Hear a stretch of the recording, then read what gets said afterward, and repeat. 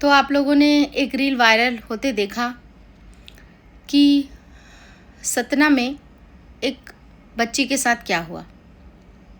अगर हम इन सब चीज़ों का विश्लेषण करने बैठे न, तो मुझे लगता है मेरा वीडियो देखने के बाद इस वीडियो को लोग बहुत शेयर भी कर सकते हैं, मुझे बहुत कुछ बोल भी सकते हैं, लेकिन मैं सच ही बोलना चाहती हूँ।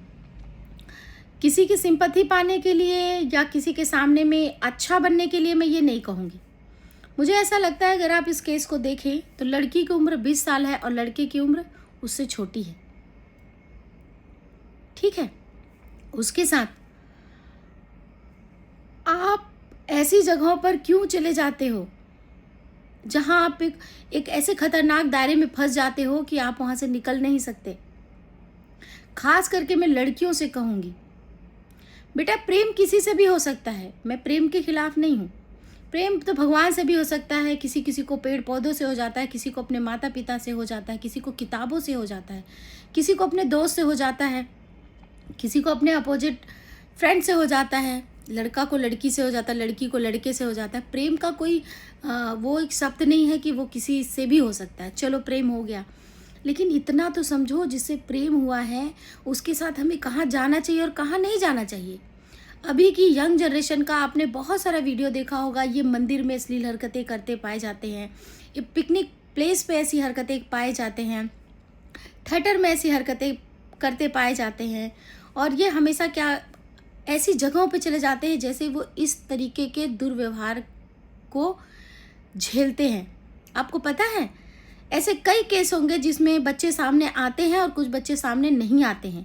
इस स्थिति में तो लड़के ने हिम्मत दिखाई और ये मामला सबके ज्ञान में आ गया, किंतु अगर लड़के ने हिम्मत नहीं दिखाई होती तब तो ये लड़का भाग गया होता, ये लड़की जैसे तैसे अपने आप को सिमटते अपने घर पहुंच गई होती। उसके दर्द को कोई नहीं समझ सकता।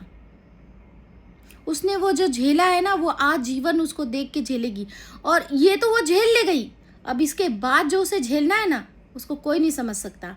अब झेलेंगे उसके माता पिता, उसके भाई बहन, उसके अपने ऐसे रिलेटिव जो उनसे सिंपैथी रखते हैं, अब वे झेलेंगे। अब ये समाज उन्हें जीने नहीं देगा, लेकिन बहुत सारे लोग उसके साथ खड़े होंगे, फोटो खिंचाएंगे, बच्ची के साथ गलत हुआ, ये हुआ, लेकिन जैसे ही वहाँ से हटेंगे उनके माता पिता को कहेंगे यही संस्कार दिया था अपनी बच्ची को, घर से बता के इतनी दूर पहाड़ों पे चली जा रही है। ऐसी ऐसी टिप्पणियां झेलेंगे उनके माँ बाप। इनका संरक्षण, इनका मानसिक संतुलन बनाने के लिए उनके साथ कोई भी नहीं रहेगा। ये थोड़े दिनों तक मीडिया में चलेगा, थोड़े दिन तक अखबारों में चलेगा, उसके बाद ये कहीं ना कहीं धीरे धीरे धीरे धीरे दब जाएगा। क्यों? क्योंकि भारत का कानून इतना सख्त अभी हुआ ही नहीं है। धन्य है मोदी सरकार, क्योंकि अब थोड़ा सा ऐसा लगता है कि इन सब चीज़ों में बहुत अच्छे से तेज़ी से काम चल रहा है, अपराधी बहुत जल्दी पकड़े जाते हैं। लेकिन जैसे ही मामला कोर्ट में जाता है फिर से वो मामला धीरे धीरे धीरे धीरे चलता है। मैं तो सरकार से अनुरोध करूंगी, ऐसे लोगों को अगर सच में इन पे अपराध सिद्ध हो जाता है कि यही वो बदमाश थे, इनको बीच चौराहे पे खड़े करके गोली मार दो। किंतु एक सवाल मेरे मन में हमेशा उठता है, क्या आपको निर्भया हत्याकांड याद है? आप आज गूगल करके देखिएगा कि उसमें जितने भी अपराधी थे उनकी मानसिक जो उत्पत्ति थी, जो उनके शब्द थे वो क्या थे। उसके शब्द ये थे कि तुम लड़की हो और रात के 2 बजे अकेले एक लड़के के साथ क्यों घूम रही हो, तुम्हें अपने घर में रहना चाहिए। उनकी सोच ये थी कि तुम्हारा एक दायरा है, तुम इस दायरे से बाहर क्यों निकल रही हो। तुम्हें कोई भी अपराधी अपने चंगुल में पकड़ के फंसा के मार सकता है। और मुझे तो ये लगता है कि लड़कियां, महिलाएं सब के सब मूर्ख होती हैं। आपने एक बाबा का वीडियो देखा था ना अभी, कि अबला तुबला सबको बाबा जी दवाइयाँ खिला रहे थे। तो क्यों फंसना ऐसी चीज़ों में? अपने परिवार में खुश रहिए, अपनी पढ़ाई पे ध्यान दीजिए, आपकी पसंद नापसंद अपने माता पिता से शेयर करिए, अपने घर में कोई एक अच्छा दोस्त तो बनाइए, अपने भाई को बनाइए, अपनी बहन को बनाइए, अपनी माँ को बनाइए, अपने पिता को बनाइए, अपने दिल की बात कहिए। क्यों फंसना इन सब चीज़ों में? बच्चों मत फंसो।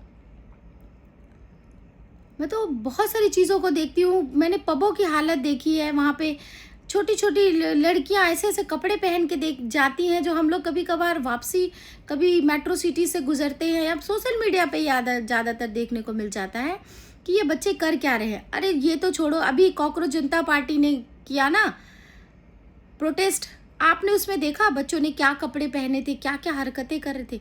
अब तो सारा चीज़ ना लड़कियों पे आके अटक गया है।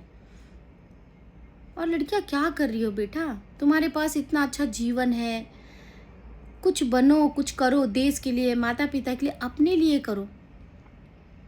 क्यों ऐसी परिस्थितियों में फंस जाती हो जिससे कि आपको इतना कठिन, इतना दर्द झेलना पड़ता है।